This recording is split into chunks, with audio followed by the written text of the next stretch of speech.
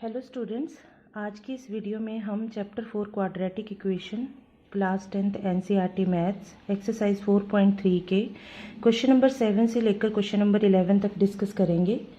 तो question number 7 क्या है? The difference of the squares of the two numbers is 180 and the square of the smaller number is 8 times the larger number, find the two numbers. यहाँ पर हमें दो number find करने के लिए बोला है और क्वेश्चन में है एक लार्जर नंबर और एक स्मॉलर नंबर। तो हम सोल्यूशन में यही कंसीडर कर लेते हैं, let smaller number is equal to x and larger number is equal to y। आपकी चॉइस है, अगर आपने स्मॉलर नंबर को y लेना है तो आप ले सकते हो, लार्जर नंबर को x ले सकते हो। तो मैंने यहाँ पर स्मॉलर नंबर को x लिया, लार्जर को y लिया। तो अब देखो, the difference of the squares of the two numbers, हमें नंबर्स का क्या करना है? स्क्वायर करना है दोनों नंबर का ऑफ द टू नंबर्स। तो मैंने कर लिया यहाँ पर y स्क्वायर और x square. Clear? According to question मुझे क्या करना है? y स्क्वायर और x स्क्वायर। अब डिफरेंस लेना है उसके बाद, तो मैंने यहाँ पर लिया डिफरेंस इज इक्वल टू 180। अब कुछ बच्चे ये सोच रहे होंगे कि मैंने यहाँ पर x square minus y square क्यों नहीं किया। तो इसका रीज़न ये है कि अगर मैं छोटे नंबर का स्क्वायर करूँगी तो वो भी छोटा नंबर आएगा और बड़े नंबर का स्क्वायर करूँगी तो वो बड़ा नंबर आएगा। तो छोटे नंबर में से अगर हम बड़ा नंबर माइनस करेंगे तो वो हमारे पास एक नेगेटिव क्वांटिटी आएगी, लेकिन हमें क्वेश्चन में एक पॉजिटिव क्वांटिटी गिवन थी, इसलिए हम बड़े नंबर के स्क्वायर में से छोटा नंबर का स्क्वायर माइनस करेंगे। क्लियर? अब क्वेश्चन में दूसरी कंडीशन भी गिवन है, the square of the smaller number, जो स्मॉलर नंबर है उसका स्क्वायर क्या है? Is 8 times. इज मतलब इक्वल 8 टाइम्स। 8 टाइम्स मतलब 8 मल्टीप्लाई द लार्जर नंबर, और लार्जर नंबर यहाँ पर क्या है? y। क्लियर? तो ये मेरे पास इक्वेशन नंबर 1 है और ये मेरे पास इक्वेशन नंबर 2 है क्वेश्चन के अकॉर्डिंग। तो यहाँ पर अब मैं इक्वेशन नंबर 2 से एक्स स्क्वायर की वैल्यू इक्वेशन नंबर 1 में पुट कर सकती हूँ। तो मुझे इक्वेशन 1 और इक्वेशन 2 से क्या मिलेगा? From equation 1 and from equation 2 what will you get? Y square minus, अब एक्स स्क्वायर की प्लेस पर हम लिख सकते हैं 8y is equal to 180। Clear? So y square minus 8y minus 180 is equal to 0। अब ये क्या बन गई? ये क्वाड्रेटिक इक्वेशन, और हमें इसको किसी भी मेथड के साथ सॉल्व करना है, या तो फैक्टराइजेशन या फिर क्वाड्रेटिक फार्मूला। तो क्वेश्चन में कुछ भी ऐसा मेंशन नहीं है, इसलिए हम इसको अपनी चॉइस के साथ सॉल्व करेंगे। तो हम क्या करेंगे? इसको फैक्टराइजेशन से सॉल्व कर लेते हैं।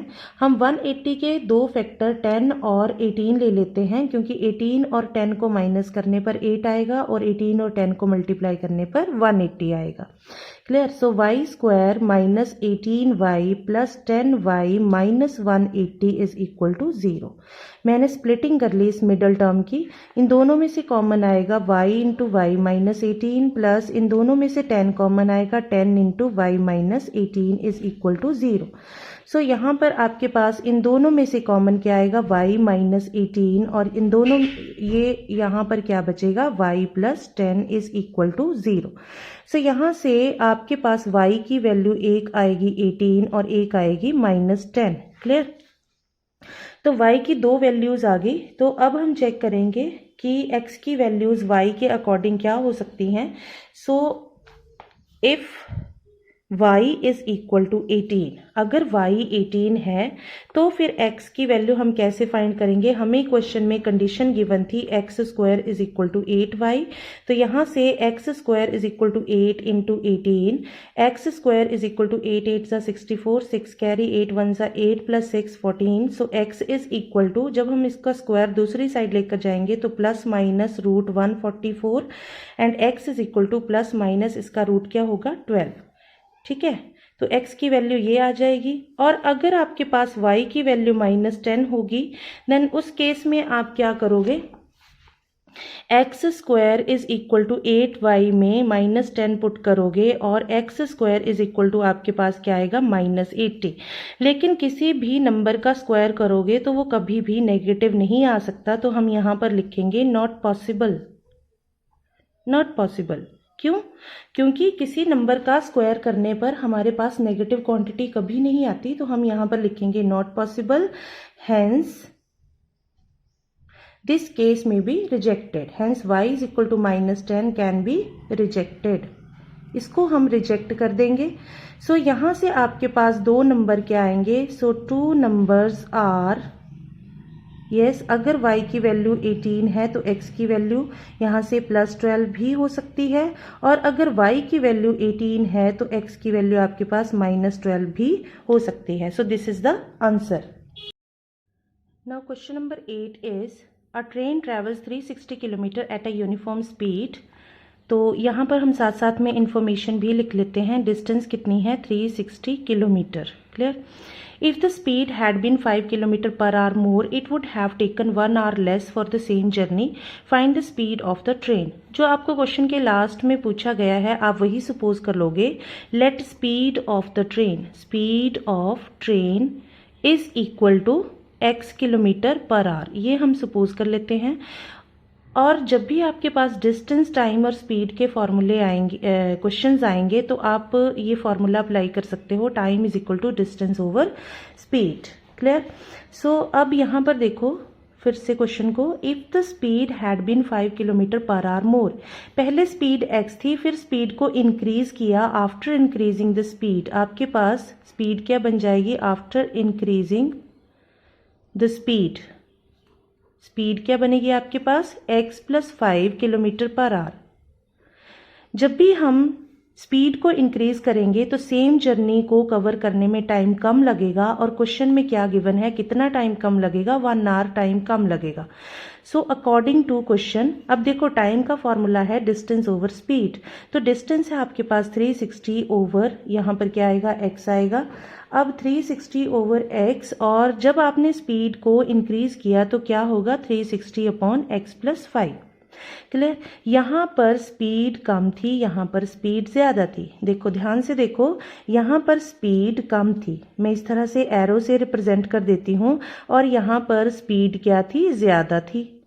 तो जहां पर स्पीड ज्यादा होगी वहां पर टाइम कम लगेगा, और जहां पर स्पीड कम होगी वहां पर टाइम ज्यादा लगेगा। क्लियर?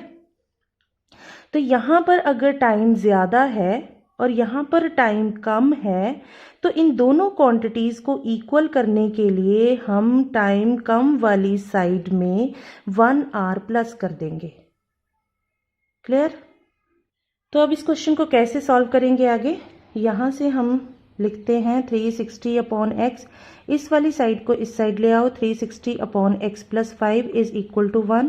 एलसीएम लेंगे, एलसीएम कितना आएगा? x × x + 5, और यहाँ पर आएगा 360 × x + 5 minus 360 × x is equal to 1। ये मैंने कैसे लिखा? न्यूमरेटर x × x + 5 को डिवाइड करो x के साथ, इस तरह से x × x + 5 को डिवाइड करो x के साथ, x कैंसिल, x + 5 बचेगा, वो 360 से मल्टीप्लाई हो जाएगा। अब दूसरे केस में यहाँ पर मैंने 360x कैसे लिखा? तो फिर से हम x और x + 5 यानी कि एलसीएम को डिवाइड करेंगे। सेकंड डिनोमिनेटर कौन सा है? x + 5 के साथ, तो ये कैंसिल हो जाएगा और आपके पास बचेगा x, जो कि इसके साथ मल्टीप्लाई हो जाएगा। तो इस तरह से हमने ये लिख लिया। अब इसको हम सॉल्व करेंगे, इसको ओपन करते हैं पहले। 360 × x + 360 × 5 कितना बनेगा? 500, 5 6 30, 3 कैरी, 5 3 15 + 3 1800, और ये माइनस 360x, और ये क्रॉस मल्टीप्लाई भी साथ में कर लेते हैं, तो यहाँ पर बनेगा x × x + 5। क्लियर? सो यहाँ से 360 ये कैंसिल हो गया, और ये 1800 को भी हम इस साइड ले जाते हैं, इस ब्रैकेट को भी ओपन कर लेते हैं साथ साथ में, तो ये बनेगा x² + 5x, और ये 1800 दूसरी साइड गया तो -1800 इज इक्वल टू 0। तो ये आपके पास इक्वेशन फिर से मैंने यहाँ पर लिख ली है, x² + 5x - 1800 is equal to 0। इसको हम क्वाड्रेटिक फार्मूला से ही सॉल्व कर लेते हैं। सो डिस्क्रिमिनेंट क्या होता है? b² - 4ac, तो b की वैल्यू यहाँ पर क्या है 5 स्क्वायर माइनस 4 इंटू a की वैल्यू यानी कि x स्क्वायर का कोफिशिएंट यहाँ पर क्या है 1, सो यहाँ पर आएगा 1 इंटू 1800 और 1800 का माइनस जो है वो यहाँ पर आकर प्लस। क्लियर। सो 5 5 ज़ा 25 प्लस 18 4 ज़ा 7200 विच इज़ इक्वल टू 7225। अब 7225 का स्क्वायर रूट क्या होगा, तो इसका स्क्वायर हम फाइंड करेंगे। तो अगर हम 85 इंटू 85 करें, 5 5 ज़ा 25, 8 प्लस 1 9, 8 ज़ा 72, तो ये 85 इसका स्क्वायर रूट आएगा।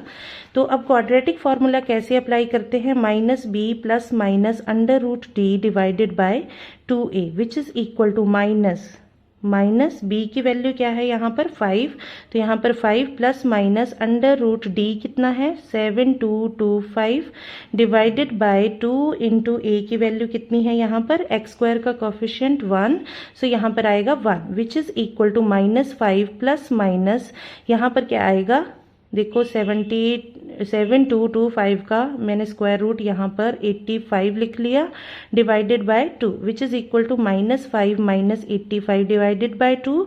एक वैल्यू हम प्लस के साथ लेंगे, एक वैल्यू माइनस के साथ लेंगे। तो मैंने माइनस के साथ लिख ली पहले, फिर मैं प्लस के साथ लिख लेती हूँ 85/2।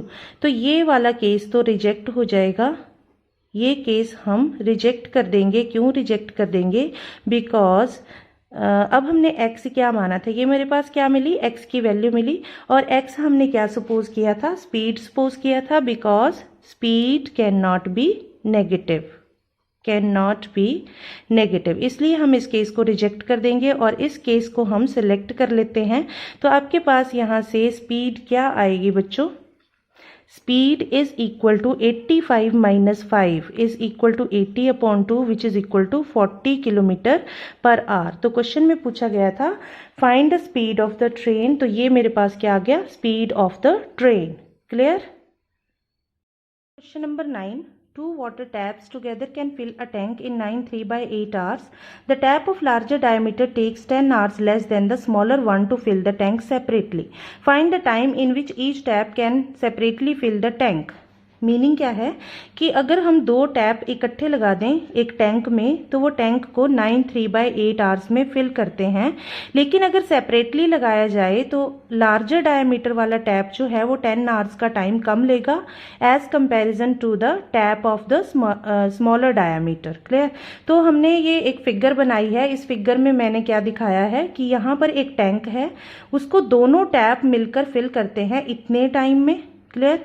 और एक तरफ मैंने सेम टैंक यहाँ पर बनाया है, तो यहाँ पर अब सेपरेटली ये दोनों फिगर्स मैंने बनाई हैं, इसमें मैंने लार्जर डायमीटर वाला टैप लिया है, इसमें मैंने स्मॉलर डायमीटर वाला टैप लिया है। तो क्वेश्चन ने पूछा है कि यहाँ पर ये कितना टाइम लेगा इस टैंक को फिल करने के लिए, और स्मॉलर डायमीटर वाला टैप जो है वो कितना टाइम लेगा इस टैंक को फिल करने के लिए। क्लियर। तो जब भी हम इस तरह के क्वेश्चन करते हैं तो हम इसमें टुगेदर के क्वेश्चन जब भी आते हैं तो हम क्या करेंगे, उसमें रेसिप्रोकल करके लेंगे इसमें। क्यों, क्योंकि देखो बच्चों ये पूरा का पूरा टैंक फिल हो रहा है 9 3/8 आवर्स में, तो इसका एक पार्ट जो है वो कितने आवर्स में फिल होगा, 1/this टाइम। क्लियर। सिमिलरली अगर मैं मान लूं कि ये x आवर्स में फिल होता है तो इसका एक पार्ट कितने आवर्स में फिल होगा, 1/x में।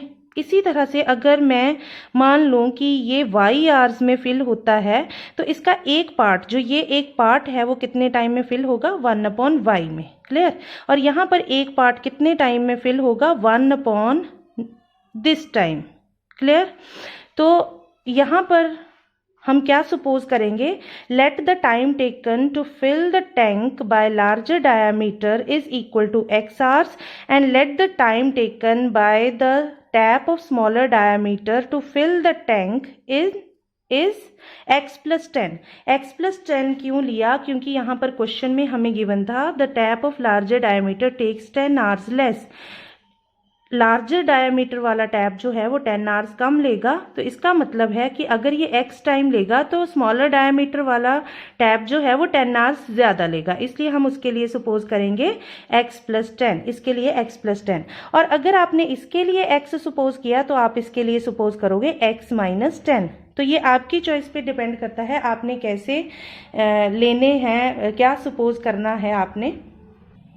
अब मैंने सपोज कर लिया, let the time taken to fill the tank by the tap of larger diameter is equal to x hours and the time taken to fill the tank by the tap of smaller diameter is equal to y hours. अब y को हम क्या लिख सकते हैं, x plus 10, क्योंकि हम chapter कर रहे हैं क्वाड्रेटिक इक्वेशन का and quadratic equation is in one variable. So यहाँ पर अकॉर्डिंग टू क्वेश्चन आपके पास क्या आएगा, क्योंकि दोनों मिलकर पहले टैंक को फिल कर रहे थे तो वन पार्ट को कितने टाइम में फिल करेंगे, 1/x प्लस 1 इसका टाइम भी रेसिप्रोकल होगा, क्योंकि हम 1 आवर में देख रहे हैं कि वन पार्ट कितने टाइम में फिल होगा, एक पार्ट जो है वो कितने टाइम में फिल होगा, एक टैंक का एक पार्ट जो है इतना पार्ट वो कितने टाइम में फिल होगा, 1/x में। और दूसरा अगर टाइम x प्लस 10 है तो वन पार्ट जो है वो 1/x प्लस 10 में फिल होगा।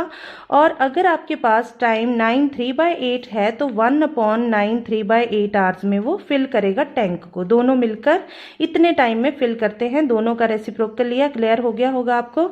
अब हम क्या करेंगे, एलसीएम लेंगे, x इंटू एक्स प्लस 10, यहाँ पर आएगा x plus 10 plus x is equal to, इसका रेसिप्रोकल हो जाएगा 9 8 72 प्लस 375/8। इसको हम कैसे लिख सकते हैं, 8/75। अब हम क्रॉस मल्टीप्लाई करेंगे तो क्या आएगा, 75 into 2x plus 10 is equal to 8x into x plus 10।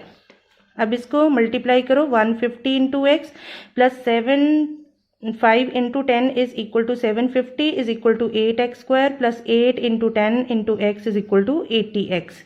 सो अब इन दोनों को राइट साइड में शिफ्ट करो तो क्या बन जाएगा, 8x square plus 80x minus 150x minus 750 is equal to 0।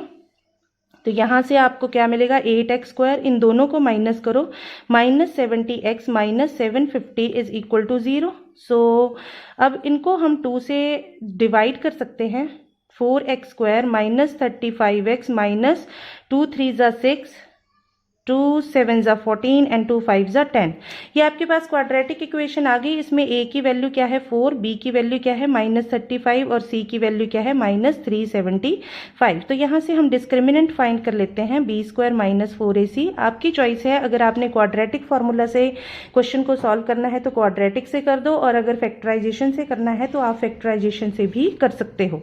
Is equal to -35 square minus 4 into 4 into 375 का माइनस यहाँ पर आ जाएगा और यहाँ पर 375 इज इक्वल टू, ये कितना आएगा, 5 5 ज़ा 25 एंड 3 प्लस 1 4 3 ज़ा 12 25 प्लस 4 4 ज़ा 16 और 375 को हम 16 से मल्टीप्लाई करेंगे, 6 5 ज़ा 30 3 कैरी, 6 7 ज़ा 42 प्लस 3 45 4 कैरी, 6 3 ज़ा 18 plus 4 22 into 375 0 0 7 plus 2 9 plus 1 10 3 plus 2 6000 आ जाएगा। ये 6000 विच इज इक्वल टू 7225। इन दोनों को प्लस करने पर इतना आएगा। अब ये डिस्क्रिमिनेंट मेरे पास इतना आ गया, और हमने ट्रेन वाले क्वेश्चन में भी यही सेम डिस्क्रिमिनेंट फाइंड किया था 7225। तो उस केस में 85 इसका अंडर रूट आया था। तो हम आगे क्वाड्रेटिक फार्मूला अप्लाई करेंगे। ये मैंने फिर से वैल्यूज लिख ली हैं यहाँ पर, a is equal to 4, b is equal to -35, c is equal to and d is equal to 7225।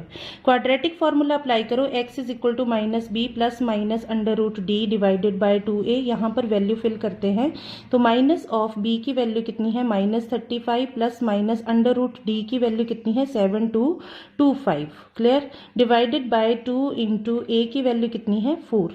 इसको आगे सॉल्व करते हैं, minus minus plus 35 plus minus यहाँ पर कितना आएगा 85 डिवाइडेड बाय 2 4 ज़ा 8 विच इज़ इक्वल टू, अब हम इसको अलग करके लिख लेंगे तो 35 plus 85 divided bye 8 and 35 minus 85 divided bye 8। तो ये एक नेगेटिव क्वांटिटी आएगी।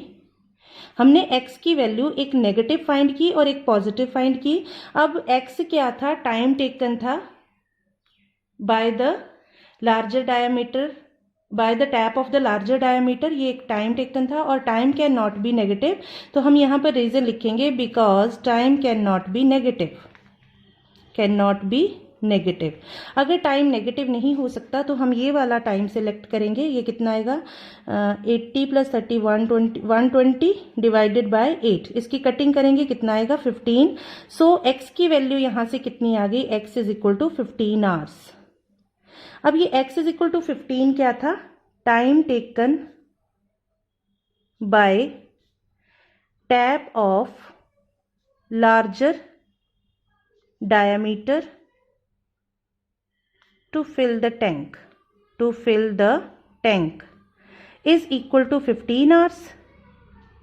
एंड अब स्मॉलर डायमीटर का हमने टाइम क्या सपोज किया था, x + 10। तो यहाँ पर क्या आएगा, time taken by tap of smaller diameter to fill the tank